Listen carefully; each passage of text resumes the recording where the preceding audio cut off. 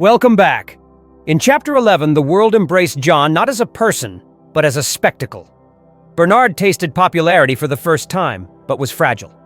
Now, as we step into Chapter 12, we ask, what happens when the curtain falls and the applause fades? Let's begin. And if this story continues to awaken something in you, don't forget to like, share, and subscribe, so you won't miss what's waiting just beyond the next page. Chapter 12. Bernard had to shout through the locked door. The savage would not open. "But everybody's there, waiting for you." "Let them wait," came back the muffled voice through the door. "But you know quite well, John, how difficult it is to sound persuasive at the top of one's voice. I asked them on purpose to meet you. You ought to have asked me first whether I wanted to meet them." "But you always came before, John." "That's precisely why I don't want to come again." "Just to please me," Bernard bellowingly wheedled. "Won't you come to please me?" "No." "Do you seriously mean it?" "Yes." Despairingly. "But what shall I do?" Bernard wailed. "Go to hell!" bawled the exasperated voice from within. "But the arch-community songster of Canterbury is there tonight." Bernard was almost in tears. "Ayatakwa!" It was only in Zunyi that the savage could adequately express what he felt about the arch-community songster. "Honey," he added as an afterthought, and then, with what derisive ferocity, "Sons eso tsena," and he spat on the ground, as Popeye might have done. In the end, Bernard had to slink back, diminished, to his rooms and inform the impatient assembly that the savage would not be appearing that evening. The news was received with indignation. The men were furious at having been tricked into behaving politely to this insignificant fellow with the unsavory reputation and the heretical opinions. The higher their position in the hierarchy, the deeper their resentment. "To play such a joke on me," the arch-songster kept repeating. "On me!" As for the women, they indignantly felt that they had been had on false pretenses, had by a wretched little man who had had alcohol poured into his bottle by mistake by a creature with a gamma-minus physique. It was an outrage, and they said so, more and more loudly. The headmistress of Eton was particularly scathing. Lenina alone said nothing.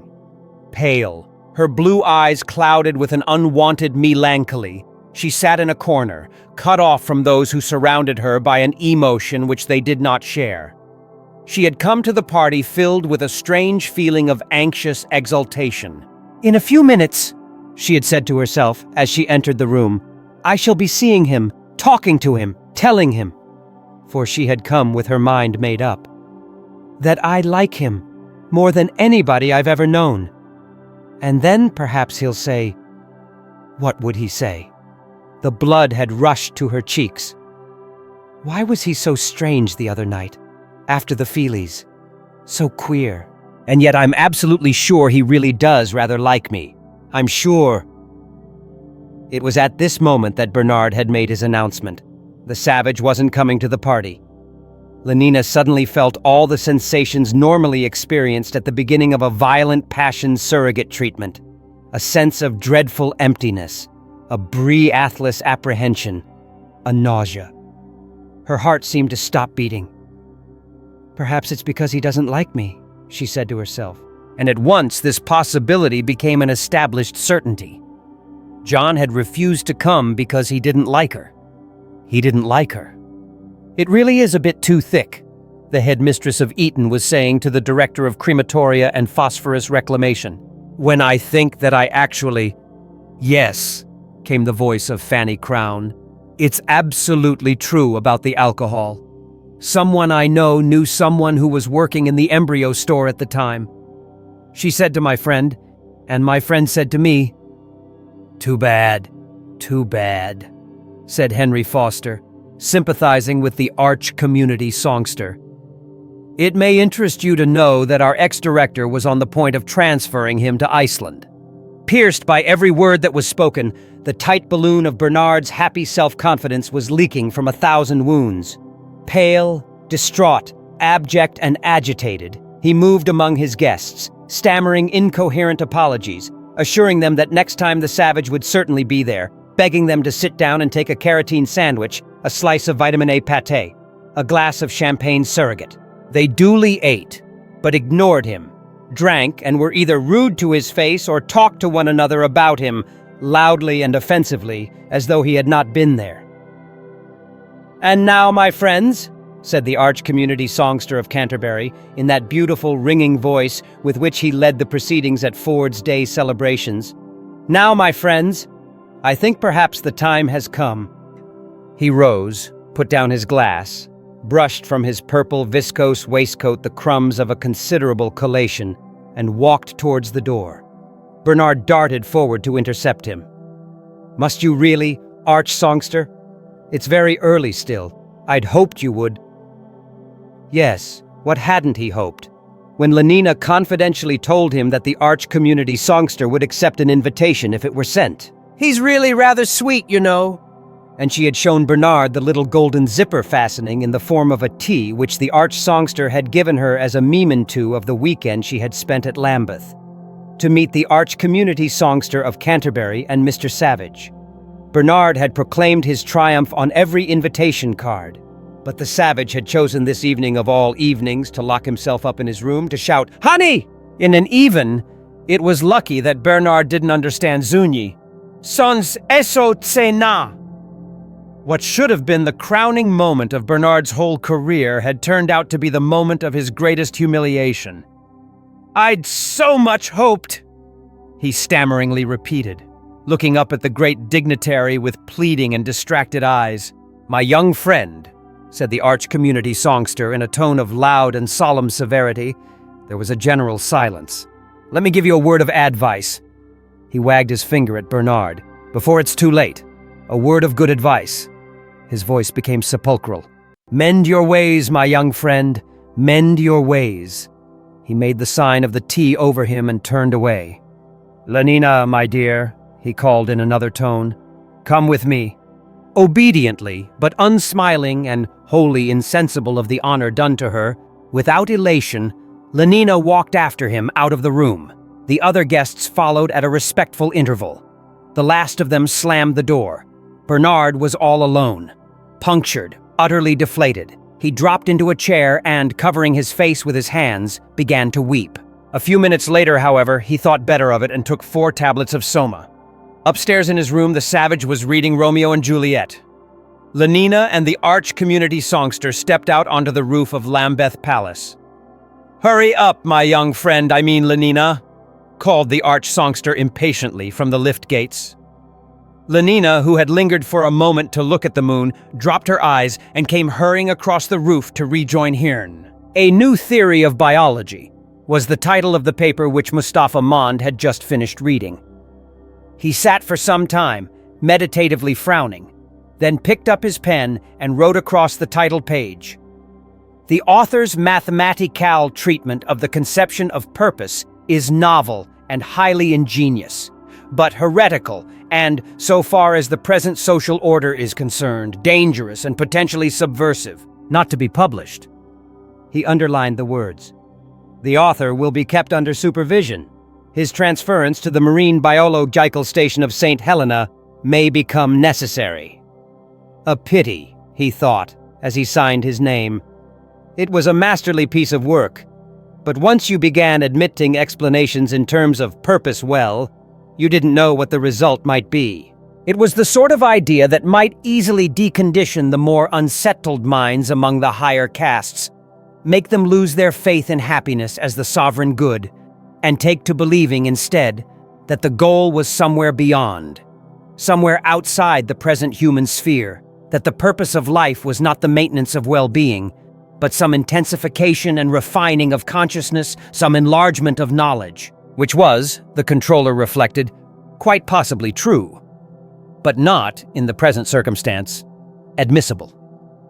He picked up his pen again, and under the words, "not to be published," drew a second line, thicker and blacker than the first, then sighed. What fun it would be, he thought, if one didn't have to think about happiness.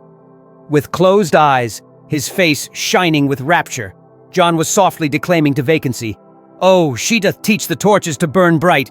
It seems she hangs upon the cheek of night, like a rich jewel in an Ethiop's ear. Beauty too rich for use, for earth too dear. The golden tea lay shining on Lenina's bosom. Sportively, the arch-community songster caught hold of it. Sportively, he pulled. "I think," said Lenina suddenly, breaking a long silence, "I'd better take a couple of grams of soma." Bernard, by this time, was fast asleep and smiling at the private paradise of his dreams. Smiling. But inexorably, every 30 seconds, the minute hand of the electric clock above his bed jumped forward with an almost imperceptible click. Click, click, click, click. And it was morning. Bernard was back among the miseries of space and time. It was in the lowest spirits that he taxied across to his work at the conditioning center. The intoxication of success had evaporated. He was soberly his old self. And by contrast with the temporary balloon of these last weeks, the old self seemed unprecedentedly heavier than the surrounding atmosphere. To this deflated Bernard, the savage showed himself unexpectedly sympathetic. "You're more like what you were at Malpais," he said, when Bernard had told him his plaintive story. "Do you remember when we first talked together, outside the little house? You're like what you were then." "Because I'm unhappy again. That's why." "Well, I'd rather be unhappy than have the sort of false, lying happiness you were having here." "I like that," said Bernard bitterly. "When it's you who were the cause of it all, refusing to come to my party and so turning them all against me." He knew that what he was saying was absurd in its injustice. He admitted inwardly, and at last even aloud, the truth of all that the savage now said about the worthlessness of friends who could be turned upon so slight a provocation into persecuting enemies. But in spite of this knowledge and these admissions, in spite of the fact that his friends' support and sympathy were now his only comfort, Bernard continued perversely to nourish, along with his quite genuine affection, a secret grievance against the savage, to mediate a campaign of small revenges to be wreaked upon him. Nourishing a grievance against the arch-community songster was useless. There was no possibility of being revenged on the chief bottler or the assistant predestinator. As a victim, the savage possessed, for Bernard, this enormous superiority over the others, that he was accessible. One of the principal functions of a friend is to suffer, in a milder and symbolic form, the punishments that we should like but are unable to inflict upon our enemies. Bernard's other victim friend was Helmholtz. When, discomfited, he came and asked once more for the friendship which, in his prosperity, he had not thought it worth his while to preserve. Helmholtz gave it, and gave it without a reproach, without a comment, as though he had forgotten that there had ever been a quarrel. Touched, Bernard felt himself at the same time humiliated by this magnanimity, a magnanimity the more extraordinary and therefore the more humiliating in that it owed nothing to Soma and everything to Helmholtz's character. It was the Helmholtz of daily life who forgot and forgave, not the Helmholtz of a half-gram holiday. Bernard was duly grateful. It was an enormous comfort to have his friend again, and also duly resentful. It would be pleasure to take some revenge on Helmholtz for his generosity. At their first meeting after the estrangement, Bernard poured out the tale of his miseries and accepted consolation. It was not till some days later that he learned, to his surprise and with a twinge of shame, that he was not the only one who had been in trouble. Helmholtz had also come into conflict with authority. "It was over some rhymes," he explained. "I was giving my usual course of advanced emotional engineering for third-year students. 12 lectures, of which the 7th is about rhymes. On the use of rhymes in moral propaganda and advertisement, to be precise. I always illustrate my lecture with a lot of technical examples. This time I thought I'd give them one I'd just written myself. Pure madness, of course, but I couldn't resist it." He laughed. "I was curious to see what their reactions would be. Besides," he added more gravely, "I wanted to do a bit of propaganda. I was trying to engineer them into feeling as I'd felt when I wrote the rhymes. Ford!" He laughed again. What an outcry there was. The principal had me up and threatened to hand me the immediate sack. I'm a marked man. "But what were your rhymes?" Bernard asked. "They were about being alone." Bernard's eyebrows went up. "I'll recite them to you if you like."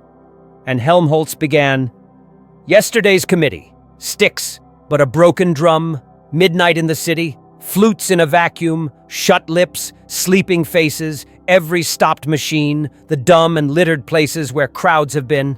All silences rejoice, weep, loudly or low, speak, but with the voice of whom I do not know. Absence, say, of Susan's, absence of Egeria's arms and respective bosoms, lips and, posteriors, slowly form a presence. Whose?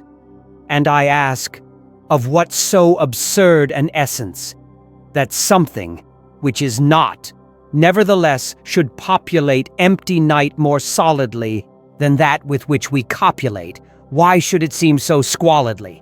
Well, I gave them that as an example, and they reported me to the principal. I'm not surprised, said Bernard.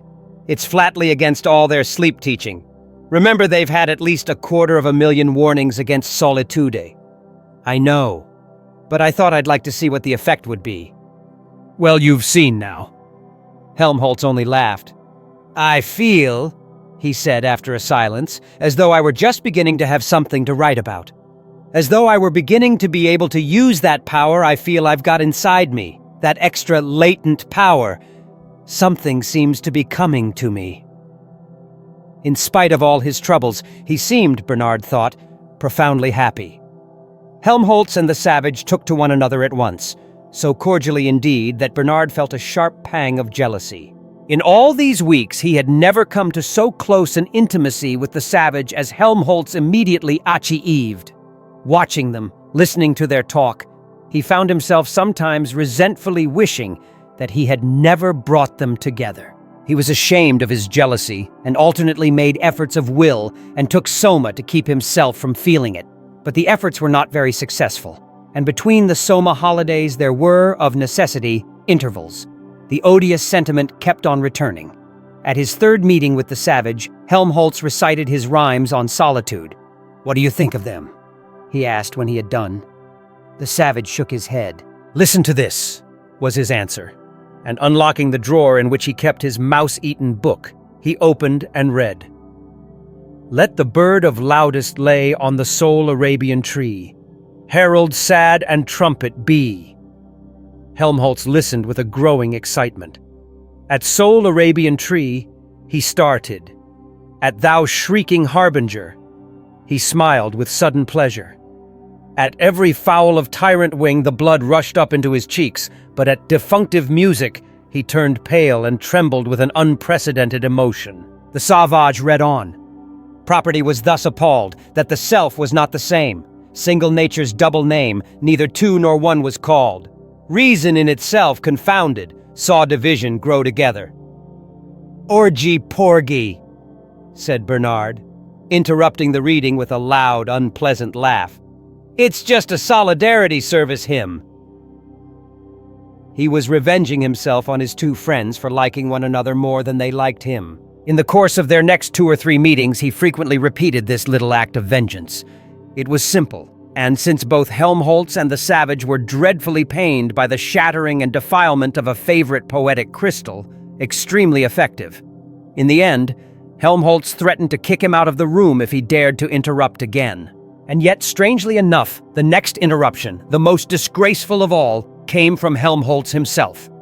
The savage was reading Romeo and Juliet aloud, reading, for all the time he was seeing himself as Romeo and Lenina as Juliet, with an intense and quivering passion. Helmholtz had listened to the scene of the lovers' first meeting with a puzzled interest. The scene in the orchard had delighted him with its poetry, but the sentiments expressed had made him smile. Getting into such a state about having a girl, it seemed rather ridiculous. But, taken detail by verbal detail, what a superb piece of emotional engineering. "That old fellow," he said, "he makes our best propaganda technicians look absolutely silly." The savage smiled triumphantly and resumed his reading. All went tolerably well until, in the last scene of the third act, Capulet and Lady Capulet began to bully Juliet to marry Paris. Helmholtz had been restless throughout the entire scene, but when pathetically mimed by the savage, Juliet cried out, "Is there no pity sitting in the clouds that sees into the bottom of my grief? Oh, sweet my mother, cast me not away. delay this marriage for a month, a week, or if you do not make the bridal bed, in that dim monument where Tybalt lies." When Juliet said this, Helmholtz broke out in an explosion of uncontrollable guffawing. The mother and father, grotesque obscenity, forcing the daughter to have someone she didn't want, and the idiotic girl not saying that she was having someone else whom, for the moment at any rate, she preferred. In its smutty absurdity, the situation was irresistibly comical. He had managed, with a heroic effort, to hold down the mounting pressure of his hilarity, but "sweet mother," in the savage's tremulous tone of anguish, and the reference to Tybalt lying dead, but evidently uncremated and wasting his phosphorus on a dim monument, were too much for him. He laughed and laughed till the tears streamed down his face, quenchless laughed while, pale with a sense of outrage, the savage looked at him over the top of his book and then, as the laughter still continued, closed it indignantly, got up, and with the gesture of one who removes his pearl from before swine, locked it away in its drawer. "And yet," said Helmholtz, when, having recovered breath enough to apologize, he had mollified the savage into listening to his explanations, "I know quite well that one needs ridiculous, mad situations like that. One can't write really well about anything else. Why was that old fellow such a marvelous propaganda technician? Because he had so many insane, excruciating things to get excited about. You've got to be hurt and upset. Otherwise, you can't think of the really good, penetrating X-rays phrases, but fathers and mothers." He shook his head. "You can't expect me to keep a straight face about fathers and mothers. And who's going to get excited about a boy having a girl or not having her?" The savage winced, but Helmholtz, who was staring pensively at the floor, saw nothing. "No," he concluded with a sigh, "it won't do. We need some other kind of madness and violence. But what? What? Where can one find it?" He was silent, then, shaking his head, "I don't know," he said at last. "I don't know." Chapter 12 leaves us in the uneasy space between admiration and isolation. Bernard, once celebrated, now finds himself dismissed. John retreats into silence, and Lenina is left with questions she cannot answer. But amid the disillusionment, something deeper begins to stir, an unexpected bond, a new kind of understanding. What will happen when John, Helmholtz, and Bernard confront not just the world, but their own desires? In Chapter 13, that tension will reach a breaking point. If you're feeling drawn into this journey, remember to like, share, and subscribe, because the most revealing moments are still to come.